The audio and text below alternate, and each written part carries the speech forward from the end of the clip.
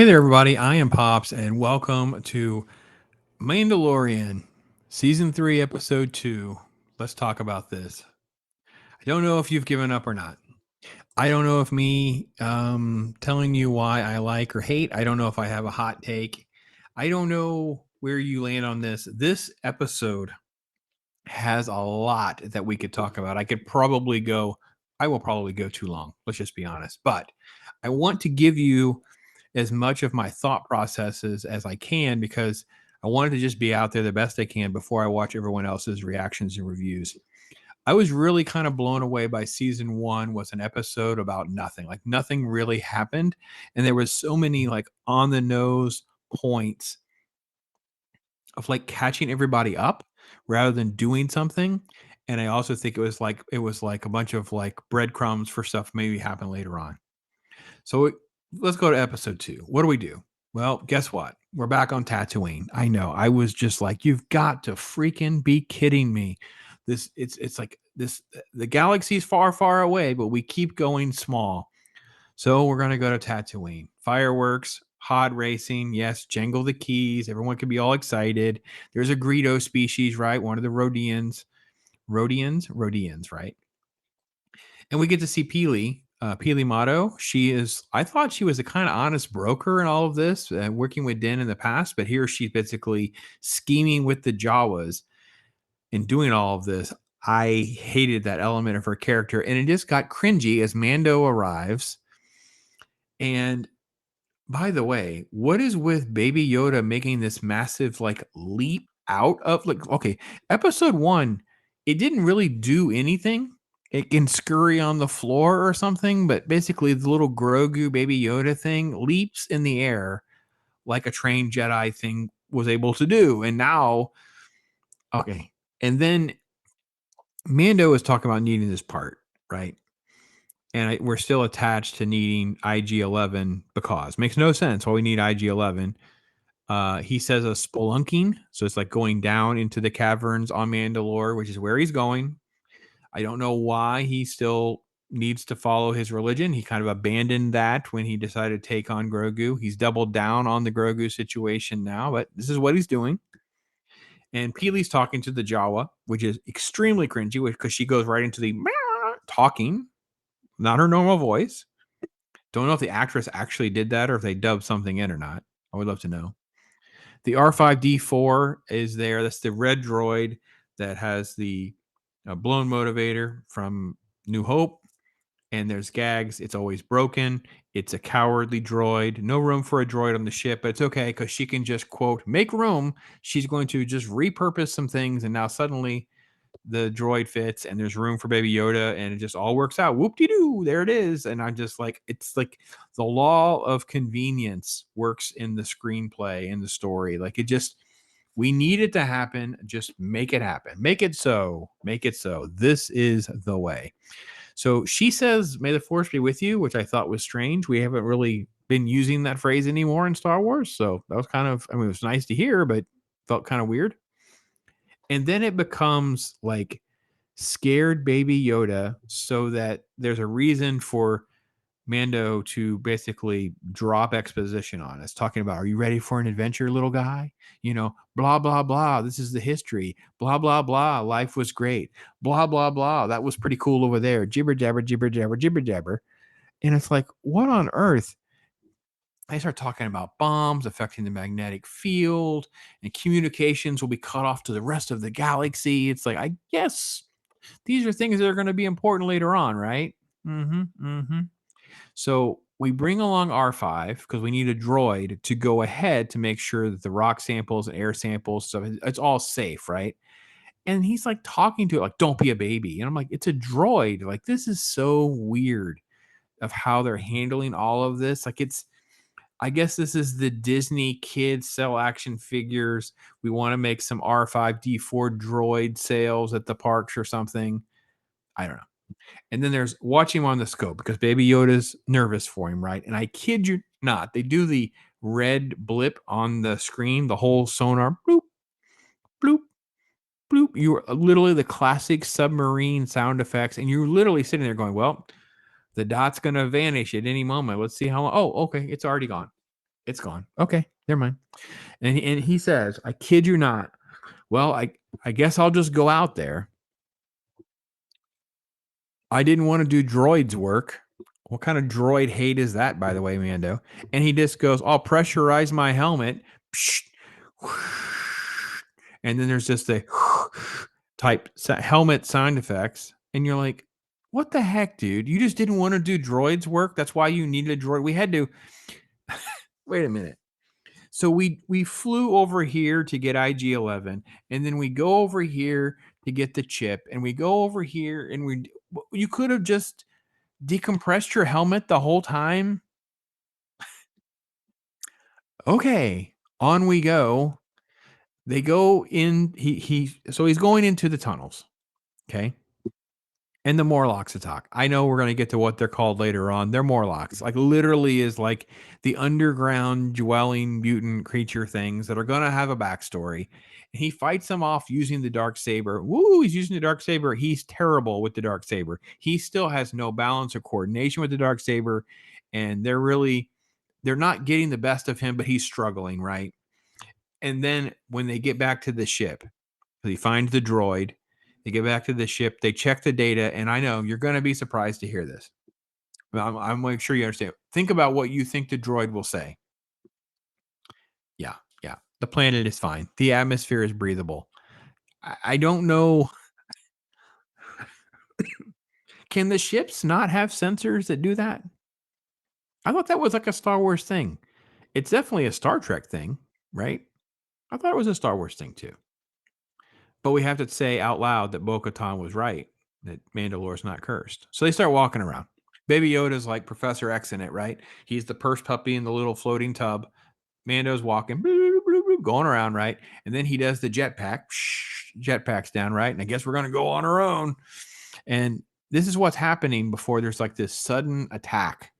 He finds this helmet, Mando helmet, and there's this giant attack by this robotic spider, scorpion, crab thing, and it's a trap, right? So Mando's stuck. He's in the cage. Little baby Yoda's tooling around. I don't know. It's not consistent what he's doing. I need John and Dave to figure out what they're doing. What are they doing, Baby Yoda? It can walk, it can walk, it can run, it can flip, it can fly. What is it doing? I don't think they know. I think it just does whatever they want it to do when they want it to do, but it drives me crazy. There's no pattern, nothing's explained. He tries to use the force, doesn't work. It's like, go get help, kid. Go get help. And now suddenly it can dodge stuff.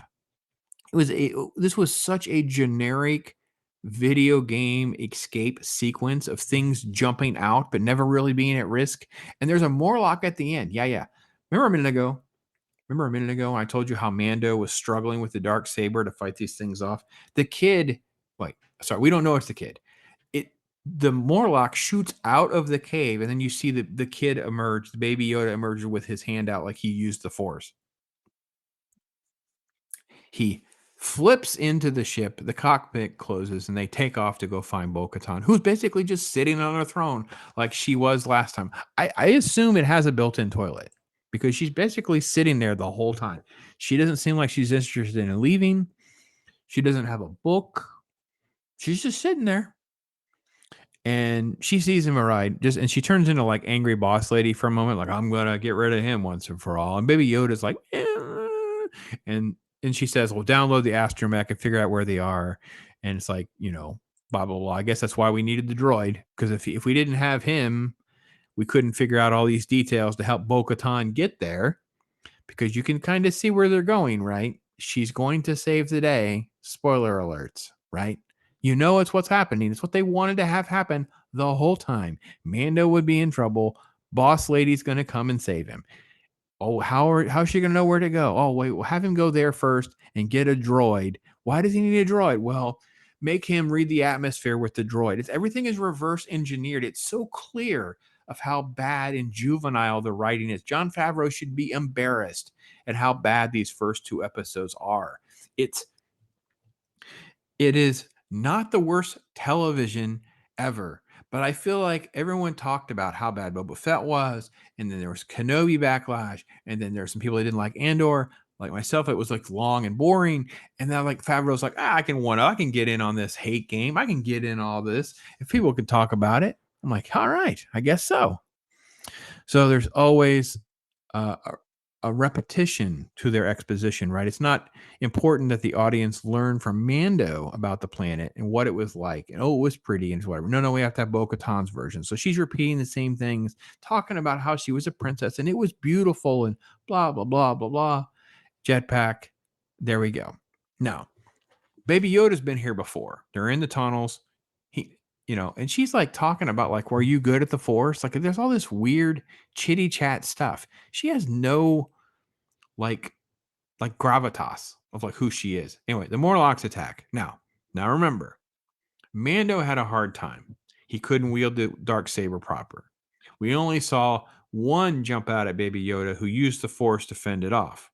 Bo-Katan is obviously, clearly, a much better Mandalorian than Mando. Din Djarin has nothing. She calls them Alamites, so now we know the Morlocks are actually called Alamites. I'm going to call them Morlocks because I don't care. And we're on to the next thing. They live under the surface. It's whatever. And then we get to the cyborg creature that's now cooking and sucking out his blood, I guess. Bo-Katan struggles for a moment, but then picks up the dark saber. She actually knows how to use it. He does, he had balance issues. He struggled to use this thing. Yeah, she just kills it. She just takes care of it. She doesn't kill it right away. The head lives.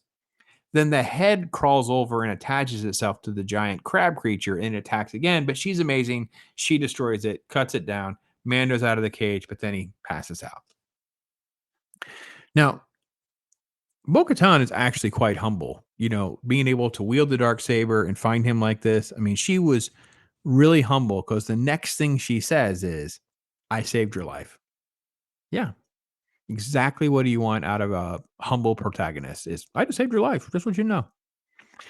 And she says, well, he says, "Well, how'd you find me?" "Well, the kid must be tougher than you think it is." So anyway, then there's generic conversation. It's about the creed. It's about, I can go with you to fill my obligations and blah, blah, blah, how great the Mandalore was. And she's a princess, walk and talking, walk and talking. I don't care. Tame the beast. He's going to get in the water. There is one moment where he says something like, "This is the way." Golly, it's just so generic. So he goes into the water and then suddenly he's repeating this creed.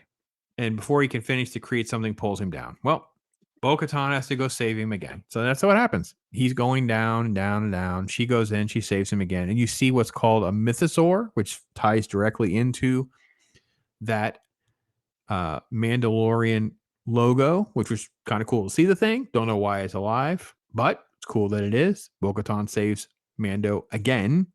And I think that Jon Favreau felt like, well, they call it the MCU. What will they call us if we have Bo-Katan be a better Mandalorian than the Mandalorian?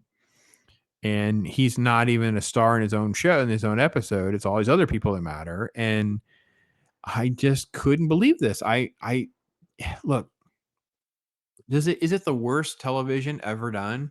Nope. But is it generic and contrived and uninteresting? I mean, they had such a great opportunity with Mando. He's such a cool character.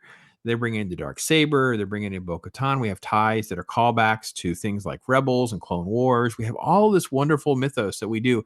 And instead of really enhancing that and expanding that and making it something interesting, they just do these little tiny little Easter egg things. Is this what you guys want?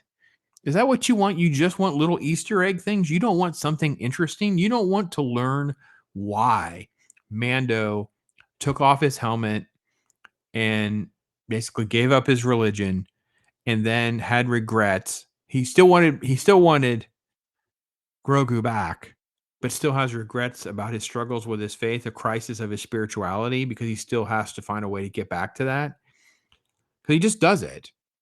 We haven't had any conversations, by the way. We just know that's what he's doing. There's no conversations about why he's doing all of this. You pulled Grogu away from all of this. Like, he had to give up his religion, his training. Then you have Bo-Katan, who is the princess, who's supposed to have the dark saber, but he has the dark saber. She's clearly better. It's a freaking clown show. Anything that involves the mouse to me is, at this point, a clown show until proven otherwise.